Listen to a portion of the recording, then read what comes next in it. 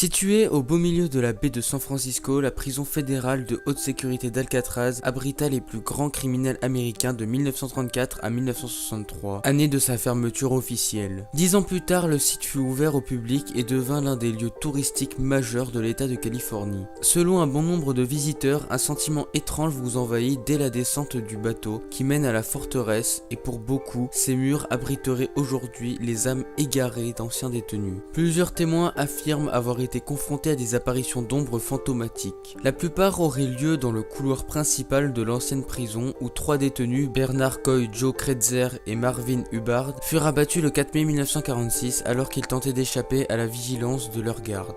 Un air glacial venant de nulle part soufflerait également à proximité de la cellule d'isolement, celle 14D. Les historiens qui ont consulté les archives d'Alcatraz ont constaté que les rapports de l'administration pénitentiaire firent souvent état d'une série de phénomènes surnaturels. Cris étranges, sanglots, bruits de pas, odeurs de soufre sans fumée apparente ne sont que quelques épisodes parmi la multitude de ceux évoqués par les témoins de l'époque. Plusieurs années après la disparition d'Al Capone, un gardien jura avoir entendu le banjo du parrain du crime à proximité de la salle de douche, en l'occurrence à l'endroit précis où le parrain du crime avait pour habitude de jouer durant les 5 ans de sa détention. Au cœur des années 80, à la demande d'une chaîne de télévision américaine, le célèbre médium Sylvia Browne tenta de percer le mystère des fantômes d'Alcatraz. En s'approchant du bloc C, le médium affirma avoir entendu le nom du boucher, qui, ironie du sort, fut condamné à purger une peine de prison à vie dans l'enceinte d'Alcatraz pour avoir commis plus d'une centaine de meurtres. De nos jours, le bâtiment le plus hanté reste toujours le bloc D, ou le trou, comme on finit par l'appeler. La cellule 14D est extrêmement froide, même lorsque la température ambiante est supérieure à 20 degrés. Les visiteurs y sont saisis de violents frissons. Lorsqu'ils entrent dans la cellule 12D, ils racontent avoir la sensation d'être observés. Une entité malveillante rôdant par là est connue pour mettre ses doigts glacés sur le cou de plusieurs victimes. Les gardiens du parc qui travaillaient maintenant sur l'île vivant au quotidien ce genre de phénomène étrange, ils évoquent à la fois des bruits de vacarme, les portes des cellules se refermant mystérieusement en claquant, les hurlements lugubres et la forte sensation d'être observé. Un enquêteur psychique qui un jour visita l'île raconta avoir ressenti une énergie sans précédent, des sentiments intenses de peur, de souffrance, de colère et de mauvais traitements. De nos jours, des millions de visiteurs éprouvent les mêmes sensations de peur en arpentant les couloirs de la prison. La légende d'Alcatraz raconte qu'on ne s'y évade jamais. Est-ce pour cette raison que les âmes torturées des prisonniers hanteraient toujours les lieux? Seuls les concernés doivent connaître la réponse.